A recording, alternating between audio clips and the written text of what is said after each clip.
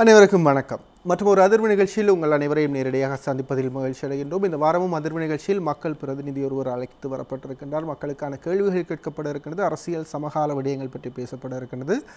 இந்த வாரமும் அதிர்வு நிகழ்ச்சியில் என்னோடு இணைந்து கேள்விகளை வழங்குவதற்காக இணைந்திருக்கின்றார் MSM இர்ஃபான் அவர்கள். வணக்கம் இர்ஃபான். வணக்கம் தன்ராஜ். இன்றைய தினமும் அதிர்வு நிகழ்ச்சியில் மக்களையும் அதே இடத்தில் பாராளுமன்ற உறுப்பினரையும் நாங்கள் சந்திப்பதில் மகிழ்ச்சி அடைகிறோம்.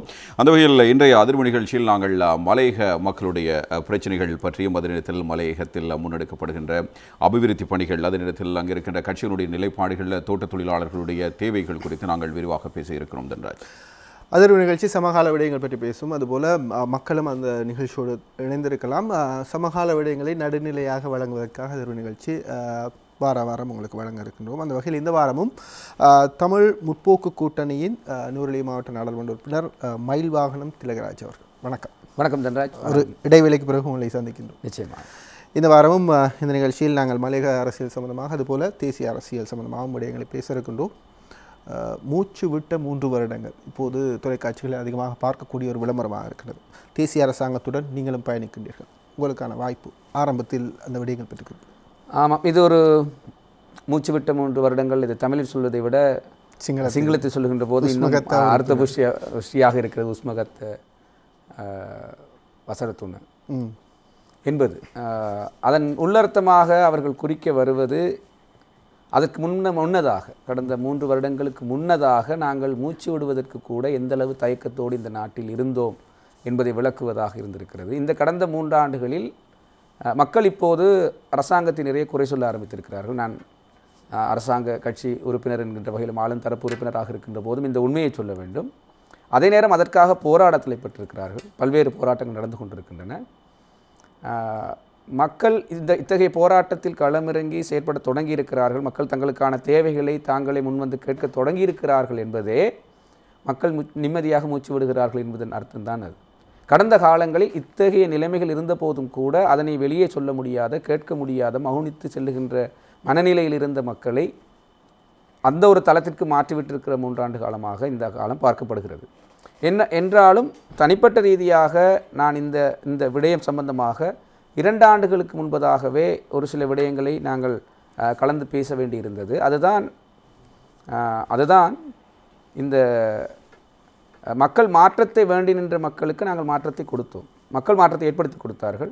அந்த மாற்றத்தின் அடிப்படை தேவையானதாக இருந்தது. அதிகாரத்தை அதிகபட்சமாக கையில் எடுத்துக்கொண்டு ஆட்சி புரிந்த ஒரு காலகட்டத்தை மாற்றியமைப்பதற்கான ஆணையை மக்கள் பெற்றுக் கொடுத்தார்கள். அதனை அரசாங்கமும் உடனடியாக நிறைவேற்ற தொடங்கியது. அவை யாவும் கட்புலனாகா மாற்றங்கள். அதுதான் 19வது அரசியலமைப்பு திருத்தம் கொண்டு வரப்பட்டது. அதேபோல் 18வது நடைமுறைக்கு வந்த போதும் கூட 17வது நடைமுறைப்படுத்தப்படாமல் இருந்த சுயாதீன ஆணைக்குழு அது நடைமுறைக்கு வந்தது. அதேபோல் RTI தகவல் தெரிந்து கொள்வதற்கான உரிமை என்கின்ற சட்டத்தை கொண்டது. இப்போது இதையெல்லாம் நடைமுறைக்கு வருகின்ற போது மக்கள் அந்த சுதந்திரத்தை அனுபவிக்க தொடங்குகிறார்கள். தகவல்களை தெரிந்து கொள்வதற்கான சுதந்திரம் அவர்கள் கிடைத்திருக்கிறது. பல தகவல்கள் வெளியே வந்திருக்கின்றன. நாங்கள் குழு அறையிலே விவாதித்த ஒரு விடயம் எங்களுக்கே ஆச்சரியமாக இருந்தது. அது அத்தகைய ஒரு மேற்பார்வை குழுவிலே கலந்துரையாடலாமா இல்லையா என்பது கூட எங்களுக்கு ஆச்சரியத்தை தருவதாக நீதிமன்றத்தை மக்கள் கேள்வி எழுப்பியிருந்தார்கள். ஒரு ஊடகவியலாளர் நீதிபதிகளினால் வழக்கு தாமதமாக இருக்கிறதா என்பதை ஒரு தகவல் அறியும் சட்டத்தின் ஊடாக பெற்று அத்தகைய நிலைமை ஏற்பட்டிருக்கிறது என ஒரு 140 வழக்குகள் கவனயீனம் காரணமாக கைவிடப்பட்டிருக்கிறது என்கின்ற தகவலை ஒரு ஊடகவியலாளர் பெற்றிருந்தார். நாங்கள் அப்போது எங்களுக்கு பெரும் ஆச்சரியமாக இருந்தது. இந்த நாட்டில் இத்தகைய ஒரு சுதந்திரம் பெறப்பட்டிருக்கிறதா என்பது தொடர்பாக இது பொதுவாக பரவலாக நான் உதாரணத்துக்காக தான் இதை சொல்லுகிறேன். இவை கட்புலனாக இத்தகைய ஒரு சுதந்திர உரிமை கிடைத்திருக்கிறது என்பது இது பூரணமாக சர்வதேச ரீதியாக நாங்கள் அனுபவிக்கக்கூடிய உரிமையோடு ஒப்பிட்டு பார்க்கக்கூடிய அளவுக்கு இல்லை என்றாலும் கடந்த காலங்களில் கடந்த 5 ஆண்டுகளில் 8 ஆண்டுகளில் இத்தகைய ஒரு நிலைமை இருந்திருக்க முடியுமா என்பதோடு ஒப்பிட்டு பார்க்கும்போது இது மூச்சு விட்ட 3 வருடங்களாக இருந்து அடுத்ததாக நாங்கள் அபிவிருத்தி நோக்கி செல்லவிருக்கிறோம் என்கின்ற எண்ணக்கருவை முன்வைத்து தான் இப்பொழுது அந்த வேலைத்திட்டம் முன்வைக்கப்பட்டிருக்கிறது. அந்த வகையில் மக்கள் கிராம சக்தி என்கின்ற வேலைத்திட்டம், கம்பர்லி என்கின்ற வேலைத்திட்டம், அதோட விஷன் 25 என்கின்ற வேலைத்திட்டம் போன்ற அபிவிருத்தி வேலைத்திட்டங்களை முன்னெடுக்கின்ற ஒரு காலகட்டமாக இது ஆரம்பிக்கப்பட்டிருக்கிறது. என்னை பொறுத்த வரைக்கும் இந்த கட்புலனாக அபிவிருத்தியை மக்கள் எல்லோரும், அடித்தட்டு மக்கள் முதல் எல்லோரும் எவ்வாறு உணர்கிறார்கள் என்பது தொடர்பாக நமக்கு கேள்வி இருக்கிறது. ஆனால் மக்கள் உணரக்கூடிய அந்த கற்புலன் ஆகக்கூடிய அபிவிருத்தி செய்வதற்கான காலகட்டமாக எஞ்சியிருக்கக்கூடிய 2 ஆண்டுகள் இருக்கின்றன. அந்த 2 ஆண்டுகளில் நாங்கள் எந்தளவு தூரம் மக்களிடத்திலே, அடித்தட்டு மக்களிடத்திலே அதனை கொண்டு செல்கின்றோம் என்கின்ற அடிப்படையில் தான் மூச்சு விடப்போகும் 2 ஆண்டுகளின் நிலைமையை மக்கள் இந்த 2 ஆண்டுக்கு பிறகு தீர்மானிப்பார்கள் என்று நினைக்கிறேன். பாராளுமன்ற உறுப்பினர் அவர்களே, நீங்கள் குறிப்பிட்டிருந்தீர்கள் மிக முக்கியமாக இந்த மூச்சு விட்ட 3 ஆண்டுகளில் மக்களுக்கு அதிகளவான சுதந்திரம் கிடைத்திருக்கிறது, அவர்கள் நிம்மதியாக பெருமூச்சு விட்டு கொண்டிருக்கிறார்கள் என்பது குறித்து. ஆனால் இதில் ஒரு முரண்பாடான விஷயம் எனக்கு தோன்றுகிறது. குறிப்பாக முன்னைய ஆட்சி காலப்பகுதியில் ஒரு 10 ஆண்டு கால ஆட்சி பகுதியை எடுத்துக்கொண்டால் இவ்வளவு விரைவாக ஒரு அரசாங்கம் அதிருப்திக்குள்ளாகவில்லை மக்கள் மத்தியில். இந்த அரசாங்கம் வந்த ஒரு வருடத்திலிருந்தே இற்றை வரையிலும் அந்த அதிருப்தி தொடர்ந்து கொண்டு தான் இருக்கிறது. அதனத்தில் ஆர்ப்பாட்டங்கள், போராட்டங்கள் என்று நிறைய இடங்களில் நடந்து கொண்டே இருக்கின்றன. ஒரு பக்கம் நிர்வாகம் குறித்த பல கேள்விகள் எழும்புகின்றன. நாட்டின் தலைமைத்துவம் தொடர்பில் பல்வேறு பிரச்சனைகள் முன்வைக்கப்படுகின்றன. நீங்கள் ஒரு வகையில் கூறுகின்ற பொழுது மக்களுக்கு சுதந்திரம் இருக்கிறது, போராடுகிறார்கள் என்பதை ஏற்றுக்கொள்ளலாம். அதற்காக வேண்டி அந்த சுதந்திரம் இருப்பதை மாத்திரம் நாங்கள் மையமாக வைத்துக்கொண்டு இவ்வளவு போராட்டங்கள், இவ்வளவு ஆர்ப்பாட்டங்கள், இவ்வளவு எதிர்வினைகள் ஆற்றப்படுகிறது என்றால் மக்களுக்கு பிரச்சனைகள் இல்லை என்று எடுத்துக்கொள்ளலாமா? நாங்கள் இல்லை, மக்களுக்கு பிரச்சனை இல்லைன்னு நான் சொல்லவில்லை. அதை தான் சொன்னேன். அரசாங்கத்தின் மீது எதிர்ப்பு இருக்கிறது அல்லது அதிருப்தி இருக்கிறது என்பதை நாங்கள் உணர்கிறோம். ஆனால் இதில் மிக முக்கியமாக பார்க்க வேண்டிய விடயம், மாற்றம் என்று வருகிற போது இத்தகைய இன்னல்களுக்கு நாங்கள் இயல்பாகவே முகம் கொடுக்க வேண்டியவர்களாக இருப்போம். மாற்றம் ஒன்றை ஏற்றுக்கொள்வதற்கு இந்த சமூக மட்டத்திலே நாங்கள் எந்தளவு தயாராக இருக்கிறோம் என்பதும், அடுத்தது நல்லாட்சி என்கின்ற பதத்தையே நான் ஒரு கட்டுரையிலே விளக்கியிருந்தேன். நல்லாட்சி என்பதை நாங்கள் எவ்வாறு புரிந்து கொண்டோம் எனில், இருந்த ஆட்சியில் இல்லாத அளவுக்கு இருந்த ஆட்சி எங்களுக்கு கூடாததாக இருந்தது. அது இல்லாமல் ஒரு ஆட்சியை உருவாக்குவோம் என்பதைத்தான் நல்லாட்சி என்பதை புரிந்து கொண்டோமே தவிர, நல்லாட்சிக்குரிய அம்சங்கள் என்ன, அந்த நல்லாட்சியை நாங்கள் எவ்வாறு அனுபவிக்கப் போகிறோம் என்கின்ற சிந்தனை யாரிடத்திலும் இருக்கவில்லை. வாக்களித்த மக்கள் எல்லோருக்கும் கூட இருந்த ஆட்சி நல்ல ஆட்சி இல்லை என்கின்ற அடிப்படையில் ஒரு நல்ல ஆட்சியை உருவாக்கிவிடுவோம் என்பது அதுவல்ல நல்லாட்சி என்பது. குட் கவர்னன்ஸ் என்பது அதுவல்ல. இலங்கையில் முன்வைக்கப்பட்ட குட் கவர்னன்ஸ் என்பது சர்வதேச ரீதியாக அல்லது குட் கவர்னன்ஸ் என்று சொல்லப்படுகின்ற அந்த சொல்லாட்சிக்குரிய குட் கவர்னன்ஸ் அல்ல. குட் கவர்னன்ஸ் என்று வருகின்ற போது அதற்கு சில லட்சணங்கள் இருக்கும். அந்த லட்சணங்களோடு இவைத்தான் உருவாக்கப் போகிறோம் என்கின்ற முன்வைப்பை செய்து நாட்டில் நல்லாட்சி உருவாக்கப்படவில்லை. இருந்த ஆட்சி மோசமாக இருந்தது என்கின்ற மனநிலை மக்களிடத்துக்கு சென்றிருந்தது. அதற்கு பதிலாக நல்ல ஆட்சி ஒன்றை உருவாக்கும் என்பது. நல்ல ஆட்சி என்றால் என்ன என்றால், குட் கவர்னன்ஸ் என்றால் அது எவ்வாறு இருக்க வேண்டும் என்பதற்கான ஜனநாயக அடிப்படைகள், பல்வேறு தன்மைகள் இருக்கின்ற போது அவற்றை அறிமுகப்படுத்துகின்ற போது, குறிப்பாக தெற்காசிய நாடுகளில், ஆசிய நாடுகளில் அல்லது அபிவிருத்தி அடைந்து வரும் நாடுகளில் இந்த அபிவிருத்தி சார்ந்த ஒரு வேலை திட்டங்களை முன்னெடுக்கும் போது தான் அது நல்லாட்சியாக உணர்கிற இந்த அரசாங்கம் நல்ல அரசாங்கம் என்கிற ஒரு பணப்புழக்கம் நன்றாக இருக்கும்போது, அபிவிருத்தி வேலைகளை நாங்கள் பார்க்கின்ற போது தான் இந்த நாட்டில் அபிவிருத்தி இடம்பெறுவதாக, நல்ல அரசாங்கம் ஆட்சி இடம்பெறுவதாக ஒரு உணர்வை பெறுகின்ற ஒரு சமூக நிலைமை நம் நாட்டில் காணப்படுகிறது என்பதை நாங்கள் மறுக்க முடியாது. எனவே கடந்த காலத்தில் பார்த்தால் எல்லோரும் சொல்வார்கள், அவர்கள் என்னதான் பிரச்சனை, இப்போது சொல்லுகிற வசனம், என்னதான் அப்போது பிரச்சனை இருந்த போதும் கூட பாதைகள் அபிவிருத்தி செய்யப்பட்டன, துறைமுகங்கள் கட்டப்பட்டன, புதிய நகரங்கள், போர்ட் சிட்டி போன்ற புதிய நகரங்கள் உருவாக்கப்பட்டன. இவையெல்லாம் கற்புலனாகின்ற போது அது அபிவிருத்தி சார்ந்த பக்கத்தில் இருந்தது போலவும், தற்போது அவையாவும் இடம்பெறவில்லை என்பது போகின்ற மனநிலை தான் இந்த மாற்றத்திற்கு மிக முக்கியமான காரணமாக பார்க்கிறோம். என்னை பொறுத்தவரை அதைத்தான் நான் சொல்லுகிறேன். இப்பொழுது மாற்றத்திற்கான அடித்தளங்கள் இடப்பட்டு கொண்டு வருகின்றன. இதில் தாமதம் இடம்பெற்றிருக்கிறது, இதை மக்கள் உணரவில்லை என்பது இந்த இப்போ நீங்கள் சொன்ன மூச்சுவிட்ட 3 வருடங்கள் கூட மூச்சுவிட்ட முதல் வருடத்திலேயே ஆரம்பிக்கப்பட்டிருக்குமாக இருந்தால் அவை இன்னும் வெற்றிகரமாக மக்கள் உணர்ந்திருப்பார்கள். இந்த தாமதம்தான் அரசாங்கத்தின், தற்போதைய அரசாங்கத்தின் பலவீனம் என்று நினைக்கிறேன். நீங்கள் குறிப்பிடுகின்றீர்கள் நல்லாட்சி, குட் கவர்னன்ஸ் என்ற அந்த பதத்தோடு இலங்கை அரசாங்கம் நல்லாட்சியை கொண்டு வந்திருந்தது. ஆனால் மக்கள் எதிர்பார்த்தது நல்ல ஆட்சி, மக்கள் எதிர்பார்த்த விட நல்ல ஆட்சி என்பது. ஆனால் அரசாங்கம் முன்வைத்த அந்த விடயத்தை நிறைவேற்றி இருக்கின்றது என்று நீங்கள் உறுதி கூறுகின்றீர்கள். அதைத்தான் சொல்கிறேன். அந்த இப்பொழுது நாங்கள் 3வது வருடத்தில் நாங்கள் மக்களிடத்தில் செல்லுகிறோம், கிராம சக்தி வேலை திட்டத்தை கொண்டு செல்கிறோம் அல்லது கம்பெனி வேலை திட்டத்தை கொண்டு செல்கிறோம் என மக்களிடத்தில் செல்லுகின்ற போதுதான் மக்களுக்கு அபிவிருத்தி தொடர்பான வாய்ப்புகள், மக்கள் அபிவிருத்திக்கான கேள்விகளை உருவாக்கக்கூடிய வாய்ப்புகள் எங்களுக்கெல்லாம், எங்களை பொறுத்த வரைக்கும் கூட பாராளுமன்ற உறுப்பினர்களாக மக்களிடத்தில் செல்லுகின்ற போது முதல் 2 வருடங்களுக்கும் மக்களிடத்திலிருந்து எழுகின்ற கேள்விகளுக்கு எங்களால் அவர்களுக்கு பதிலுறுத்த முடியாத நிலையில் இருந்தோம். கேள்விகள் என்கின்ற போது எங்களுக்கு அதனை செய்து தாருங்கள், எங்களுக்கு வேலை வாய்ப்பினை பெற்று தாருங்கள், எங்களுக்கு இந்த பாலத்தை கட்டித்தாருங்கள், அது வீதியினை பெற்று தாருங்கள் சொல்லி முதல் 2 வருடங்களால் எங்களால் அதனை சமாளிக்கக்கூடியதாக இருக்கவில்லை. 3வது வருடத்தில் தான், இந்த வருடத்தில் தான் ஓரளவு எங்களுக்கு அபிவிருத்திக்கான நிதி ஒதுக்கீடு செய்யக்கூடியதாக இருந்தது. முதல் 2 வருடங்களில் நாங்கள் அதனை பேசுவதற்கு கூட தயாராக இருக்கவில்லை. நாங்கள் பேசிய விஷயங்கள் எல்லாமே இந்த 19வது திருத்தத்தை கொண்டு வருவதற்கான முயற்சிகள், அல்லது தகவல் உரிமை சட்டத்தை கொண்டு வருவதற்கான முயற்சிகள், அதை காணாமற் போனோர் அலுவலகத்தை நிறுவுவதற்கான முயற்சிகள், அந்த முயற்சிகளில் அதிகமாக சக்தியை, நேரத்தை பாராளுமன்றம் அல்லது அரசாங்கம் அந்த முயற்சிகளாவது பூர்ணப்படுத்தப்பட்டிருக்கிறதா? அந்த முயற்சிகள்லாம் ஓரளவு ஆன் த ட்ராக் என்று சொல்லலாம். என்ன ஒரு ஒரு ஒரு நிலைமைக்கு வந்திருக்கு என்று மக்கள் விரும்புகிறார்களோ இல்லையோ, அல்லது காணாமல் போன அலுவலகம் சம்பந்தமான விமர்சனங்கள் இருக்கிறதோ இல்லையோ, அந்த குழு ஒரு அறிக்கை ஜனாதிபதிக்கு சமர்ப்பித்திருக்கிறது. அந்த அறிக்கையின் சாதக பாதக விளைவுகளை, நன்மை தீமைகளை பிறகு ஆராயலாம். ஆனால் அப்படி ஒரு செயற்பாடு நடைமுறைக்கு வந்திருக்கிறது என்பதை நாங்கள் உணர்கிறோமா? நேற்றும் சாலிய பீரிஸ் அவர்கள், நினைக்கிறேன், அவர் அந்த குழுவின் தலைவர் தனது அறிக்கையில் சொல்லுகிறார், இந்த காணாமற் போன குடும்பத்தவரின் சூழ்நிலை என்பது வறுமை நிலையில் இருக்கிறது என்பதன் அடையாளப்படுத்தல் எப்போது வருகிறது? அந்த காணாமற் போனோர் அலுவலகம் நிறுவப்பட்டு அது மக்களிடத்திலே சென்று விசாரணைகளை மேற்கொண்டு அதற்கு பிறகு இறுதியாக ஒரு முடிவு வருகிறது. காணாமல் போனார்கள், அவர்களை கண்டுபிடிக்க வேண்டும் என்பதுதான் முதலாவது பார்வையாக இருந்தது. எல்லோரிடத்திலும் முதலாவது பார்வை கோணமாக அதுதான் இருந்தது.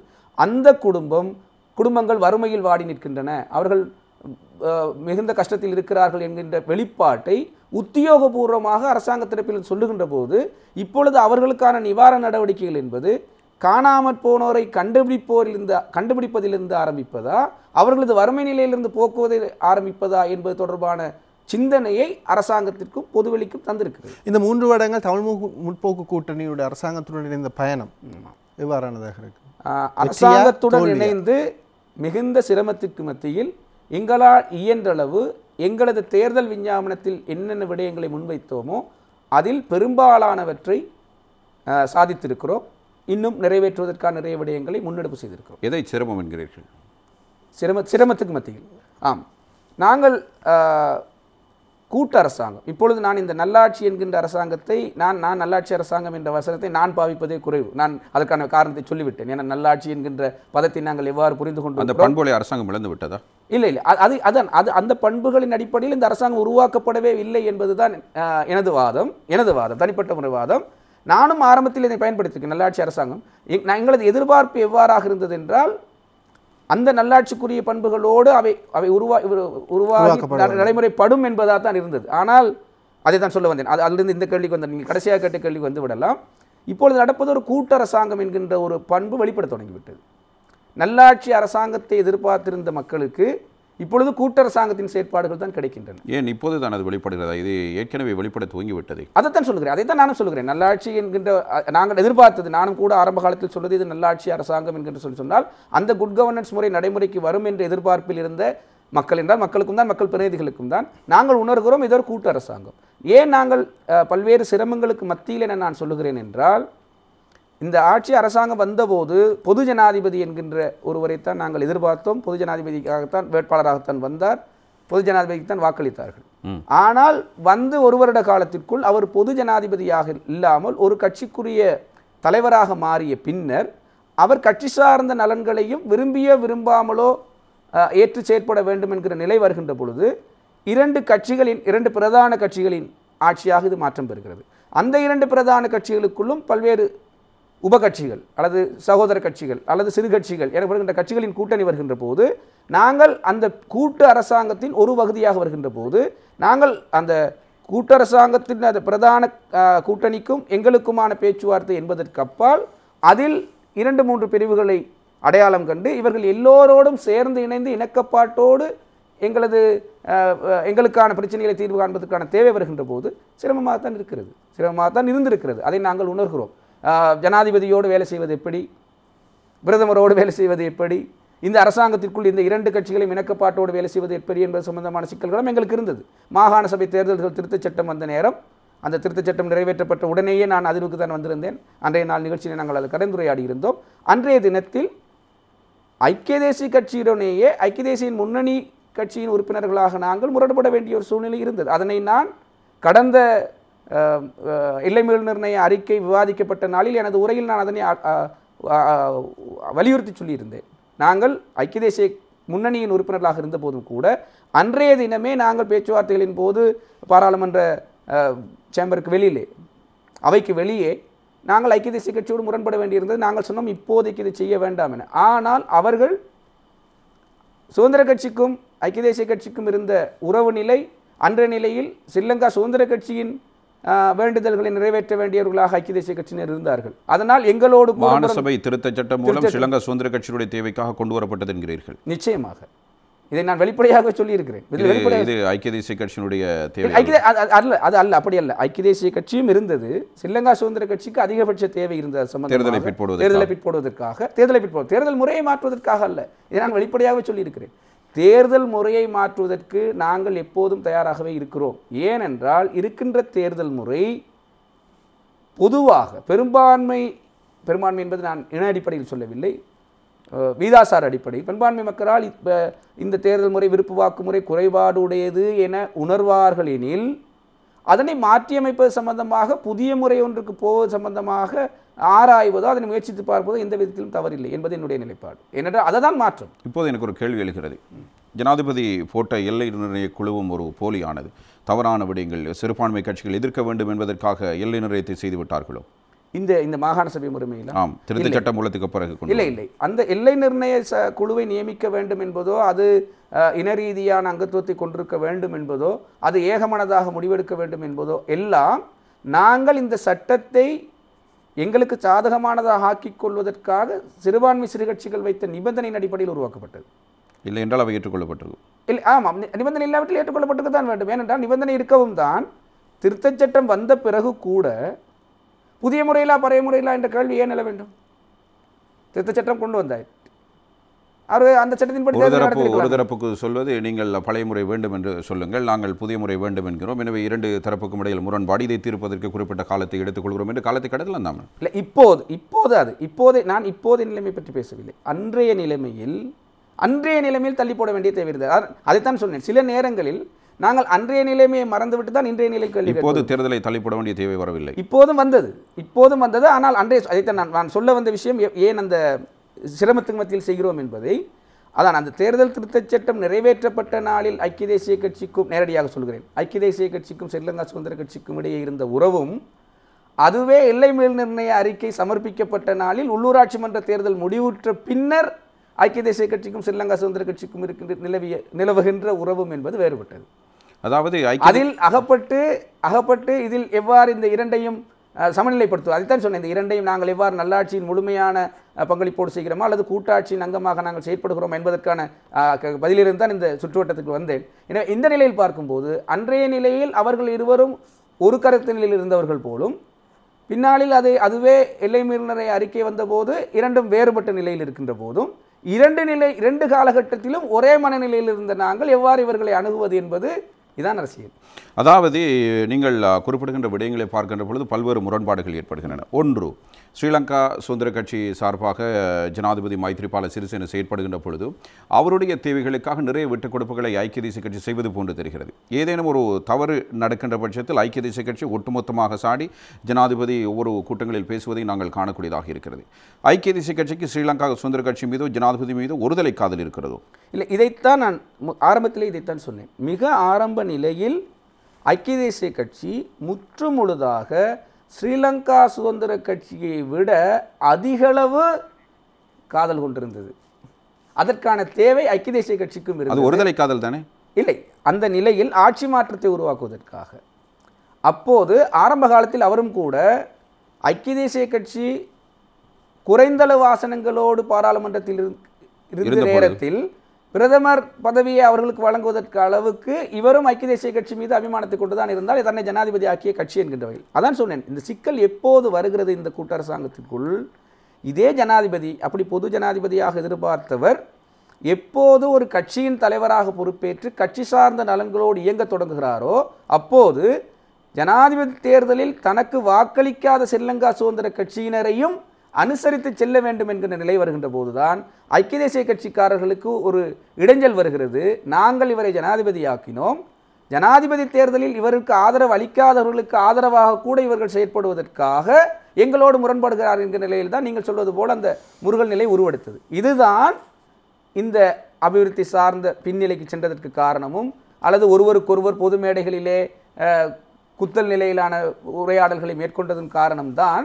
நான் சொல்லுகிறேன், அந்த நல்ல ஆட்சி என்பதையும் நல்லாட்சி ஒன்றுக்கான அம்சங்களிலிருந்து விலகிச் சென்று எவ்வாறு ஒரு கூட்டரசாங்கம் செயற்பட தொடங்கி என்பதற்கு நிலை வருகிறது. இதை மிக நுண்ணியமாக அவதானிக்க வேண்டிய விடயமாக நான் பார்க்கிறேன். அதாவது சர்வதேசத்தில் குறிப்பிடப்படுகின்ற நல்லாட்சி என்கிற பதத்துக்கு ஏற்ற ஆட்சியும் இல்லை, மக்கள் எதிர்பார்க்கின்ற நல்லாட்சி, மக்களுடைய தேவைகள் பூர்த்தி செய்யப்படுகிற நல்லாட்சியும் இல்லை என்று கூறுகிறீர்கள். ஒரு பக்கம் ஜனாதிபதி பிரதமருக்கு இடையில் காணப்படுகிற முரண்பாடு அல்லது இரண்டு கட்சிகளுக்கும் இடையில் காணப்படுகிற முரண்பாடுகளுக்கு மத்தியில் எனக்கு இந்த கேள்விக்கு நீங்கள் ஒற்றை வார்த்தையில் பதில் தர வேண்டும். இதுவரையில் மலையக மக்களுடைய தேவைகள் அல்லது நீங்கள் தேர்தல் விஞ்ஞாபனத்தில் குறிப்பிட்ட விடயங்கள் தொடர்பில் வெற்றியடைந்திருப்பதாக நீங்கள் நினைக்கிறீர்கள்? ஆமாம், வெற்றியடைந்திருக்கிறீர்கள்.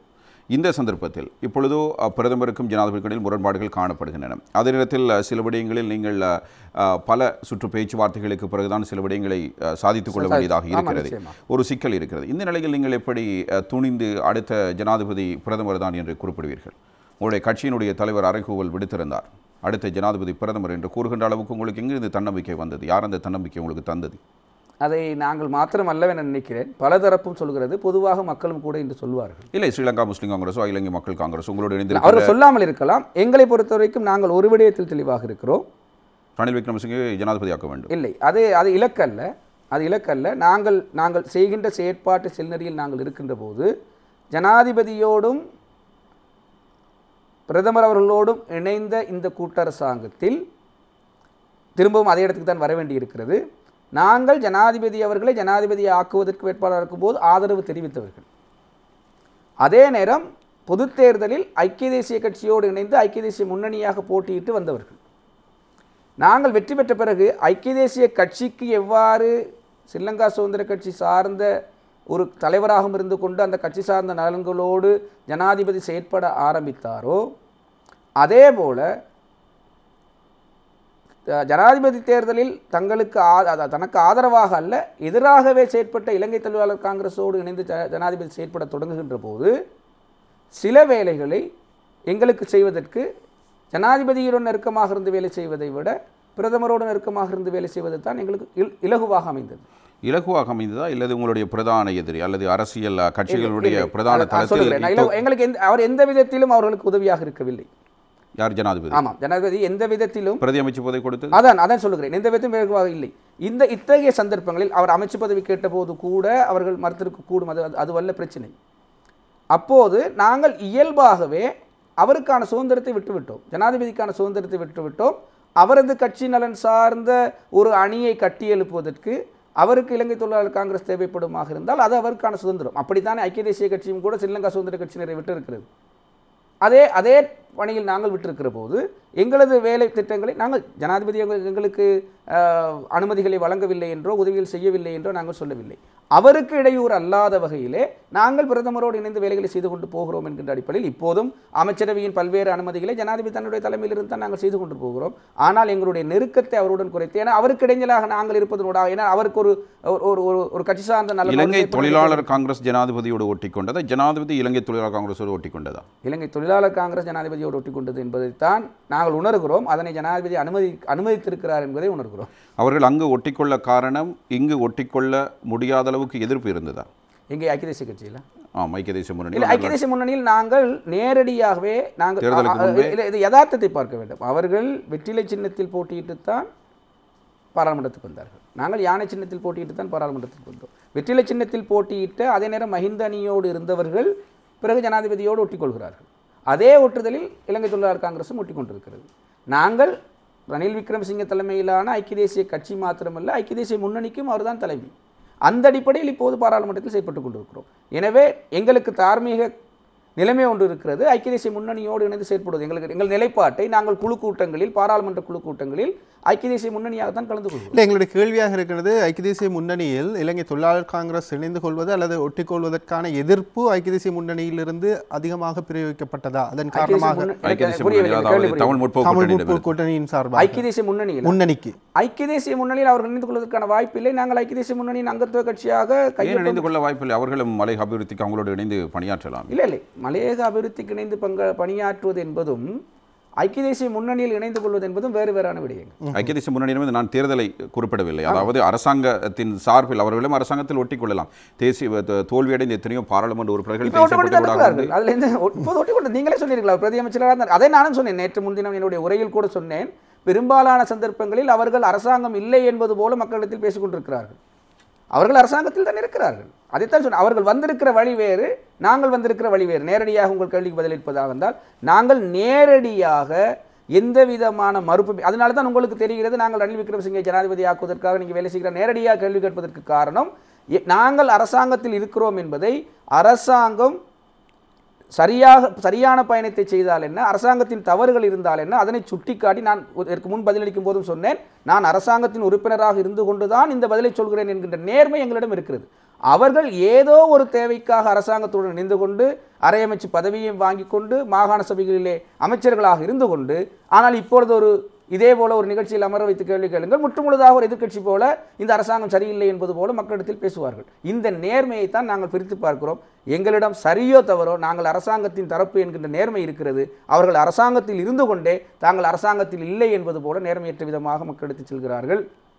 இதனை ஜனாதிபதி உணர்ந்து கொள்ள வேண்டும், இதனை மக்கள் உணர்ந்து கொள்ள வேண்டும் என்பதுதான் இதனுள்ள வித்தியாசம். அதே நேரத்தில் இப்போது இந்த மலையக அபிவிருத்தி அதிகார சபை பற்றி நிறைய பேசப்படுகிறது. மலையக தலைமைகளும் பேசிக்கொண்டிருக்கிற, குறிப்பாக நீங்கள் இந்த விடயம் பற்றி அதிக அக்கறையோடு இருக்கிறீர்கள். இந்த மலையக அபிவிருத்தி அதிகார சபை என்றால் அதில் என்னென்ன விடயங்கள் உள்ளடங்கப் போகின்றன? இந்த விடயத்தின் ஊடாக மலையக மக்களுக்கு கிடைக்கப் போகிற நன்மைகள் என்ன? மிக முக்கியமான கேள்வி, மிக முக்கியமான காலகட்டத்தில் கேட்கிறீர்கள் இர்ஃபான். அந்த வகையில் உங்களுக்கு நன்றி தெரிவிக்க வேண்டும். மலையக மக்களின் வரலாறை பற்றியோ அவர்களின் அபிவிருத்தி குறைவு பற்றியோ அவர்களின் பின்தங்கிய வாழ்வு பற்றியோ இங்கு விரிவாக பேச வேண்டிய எந்த விதமான அவசியமும் இல்லை. இந்த மக்கள் இந்த நாட்டின் பொது நிர்வாக தேசிய ஆட்சி முறைமையிலிருந்து விலக்களிக்கப்பட்டு வந்ததுதான் இந்த மக்களின் பின்னடைவுக்கு காரணம் என்பதுதான் எங்களது நிலைப்பாடு. அதுதான் உண்மையும் கூட. ஒரே ஒரு உதாரணத்தை சொன்னால், எல்லோருக்கும் பொதுவாக விளங்கக்கூடிய ஒரே ஒரு உதாரணத்தை சொல்கிறேன். 1940களில் இலங்கையில் இலவச கல்வி அறிமுகமாகிறது. 1980களில் தான் அது மலையகத்திற்கு கிடைக்கிறது. நான் ஒரு தோட்ட பாடசாலையில் 1ஆம் வகுப்புக்கு சேர்க்கப்பட்ட ஒரு மாணவன். அப்பொழுது நாங்கள் தான் இலவச கல்வியை முதலாக அனுபவிக்கிறோம். ஆனால் எங்களுக்கு முன்பதாக 40 வருடங்களுக்கு முன்பதாகவே இந்த நாட்டின் ஏனைய சமூகங்கள் இலவச கல்வியை பெறத் தொடங்கியிருக்கின்றன. எனவே ஒரு வறுமை நிலையில் இருக்கக்கூடிய தொழிலாளர் வர்க்கமாக இருக்கக்கூடிய இந்த சமூகத்துக்கு முதலாக கொடுத்திருக்க வேண்டிய இலவச கல்வியே 40 வருடங்கள் கழித்து தான் இந்த தேசிய அரசாங்கம் கொடுத்திருக்கிறது, கட்சி சார்பற்று 2 எந்த ஆட்சியாக இருந்தாலும்.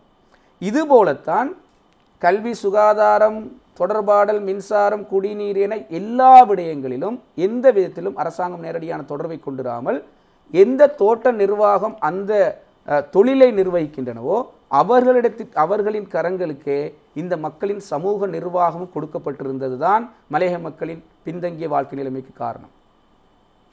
1996ஆம் ஆண்டு சந்திரிகா பண்டாரநாயக்கா அவர்கள் ஜனாதிபதியாக தெரிவு செய்யப்பட்ட பின்னர் தோட்ட உட்கட்டமைப்பு அமைச்சினை உருவாக்கியது தான் முதலாக இந்த மக்களை நோக்கிய அரசாங்கத்தின் சார்பாக ஒரு யந்திரத்தை உருவாக்கிய முதலாவது சந்தர்ப்பம். அதற்கு முன்னால் அரசு யந்திரம் ஒன்று இந்த மக்களை சென்று சேருவதற்கு இருக்கவே இல்லை, பிரதேச சபை சட்டம் திருத்தப்படாமல் இருக்கின்ற நிலைமை வரைக்கும். அதை நாங்கள் விரிவாக பார்க்கலாம், அல்லது ஏற்கனவே பார்த்து விட்டோம் பல தடவைகளில். அதுவும் அண்மையில் பாராளுமன்றத்துக்கு வருகிறது. எனவே அமைச்சு என்பதை உருவாக்குவது அல்ல பிரச்சனை. அமைச்சை உருவாக்கி இருக்கிறார், நாங்கள் நன்றி தெரிவிக்கிறோம், அது வேறு விடயம்.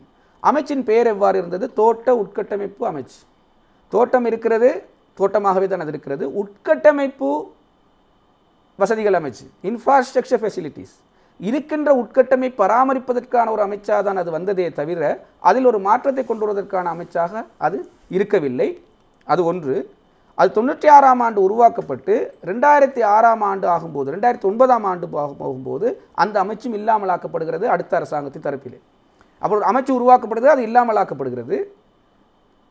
அதற்கு பிறகு நாங்கள் பொறுப்பெடுத்த பொழுது அந்த அமைச்சை மீளவும் 2015ஆம் ஆண்டு உருவாக்குகிறோம். அது பெருந்தோட்ட உட்கட்டமைப்பு அமைச்சனை திரும்பவும் வருகிறது.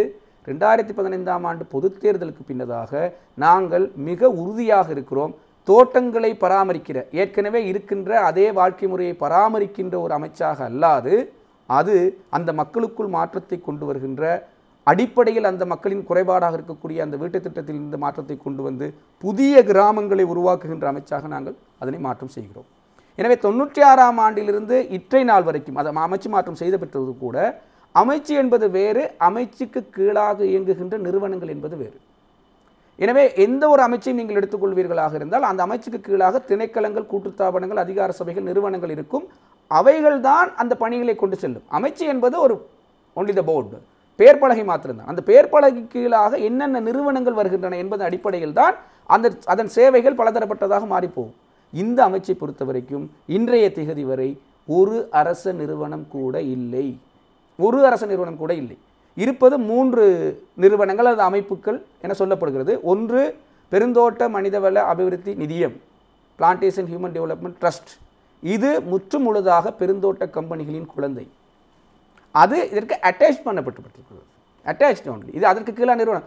அமைச்சருக்கு எந்த விதமான அதிகாரமும் அதனோடு இல்லை. ஒரு தலைவரை நியமிக்கலாம், அவ்வளவுதான். அந்த தலைவரும் கூட ஊதியமற்ற ஒரு பேரளவிலான தலைவராக அங்கே செயற்படுவாரை தவிர முற்றுமுழுதாக தீர்மானம் எடுக்கிறது முழுக்க அந்த பெருந்தோட்ட கம்பெனிகளின் கொண்ட பணிப்பாளர் சபை தான். அதில் தொழிற்சங்க உறுப்பினர்கள் என்ற 1-2 பேர் இருக்கலாம். 2வது இந்த அமைச்சுக்கு கீழாக இணைக்கப்பட்டிருந்தது சமூக தொண்டமான் ஞாபகார்த்த மன்றம். இந்த அந்த பெயரிலேயே அந்த மன்றம் என்கிற அடிப்படையிலேயே ஒரு குடும்பம், ஒரு கட்சி சார்ந்த ஒரு நிதியம் அது உருவாக்கப்படுவது எந்த விதமான தவறும் இல்லை. அந்த நிதியம் ஒரு அமைச்சின் நிறுவனமாக இணைக்கப்பட்டிருந்தது. 3வது ரிவால்விங் ஃபண்ட், அதாவது ஒரு சுழற்சி முறை நிதி. அது ஒரு சிறிய நிதியை வைத்துக்கொண்டு வங்கியிலூடாக உதவி கடனை பெற்றுக் கொடுக்கலாம். அதுக்கு எந்த விதமான நிறுவனமும் இல்லை. இதை வைத்துக்கொண்டு தான் இந்த அமைச்சு இயங்கி வந்திருக்கிறது. எனவே எங்களை பொறுத்த வரைக்கும் அமைச்சு என்பதற்கு கீழாக பலமாக அரச அதிகாரங்களை கொண்டதாக, அரச அதிகாரிகளை கொண்டதாக, அரச நிதியை கையாளக்கூடிய, அரச நிதிக்கு பொறுப்பு கூறக்கூடிய ஒரு நிறுவனத்தின் தேவைப்பாடு இருந்தது. அந்த நிறுவனத்தின் ஊடாக இந்த புதிய கிராமங்களை அமைப்பது, உட்கட்டமைப்பு வசதிகளை பெற்றுக் கொடுப்பது, அந்த மக்களின் சேமநலன்களை கையாள்வது சம்பந்தமாக அரசாங்கத்தின் நேரடி தலையீட்டுடனான ஒரு நிர்வாக யந்திரம் தேவைப்பட்டது. அதுதான் அந்த மக்களை உண்மையாக அரச நிர்வாகத்திற்கு உள்வாங்கக்கூடிய ஒரு அங்கம், எல்லாம் அல்ல ஒரு அங்கம் என்கின்ற வகையிலே நாங்கள் இத்தகைய ஒரு அதிகார சபை ஒன்றுக்கான தேவைப்பாட்டை எங்களது தேர்தல் விஞ்ஞாபனத்தில் சொல்லியிருந்தோம். அதனையே இப்பொழுது பெற்றுக் கொடுப்பதற்கான முயற்சியை மேற்கொண்டு என்ன நிலைமையில் இருக்கின்றது இப்பொழுது அமைச்சரவை அனுமதி பெற்று அமைச்சரவைக்கு சமர்ப்பித்து அனுமதி பெற்று பாராளுமன்றத்திலும் குழு அறையில் இல்லாமல் விவாதிக்கப்பட்டு 2ஆம் வாசிப்பு மீதான விவாதம் இதுவரை 19ஆம் தேதி நடைபெறவிருக்கின்றது. நடைபெற்ற விவாதத்தின் உறுதியின் போது அதனை ஸ்தாபிப்பதற்கான அனுமதியை பாராளுமன்றம் வழங்கும். அதற்கு பிறகு நாங்கள் அதனை ஸ்தாபிப்பதற்கான வேலை திட்டத்தை முன்னெடுப்போம்.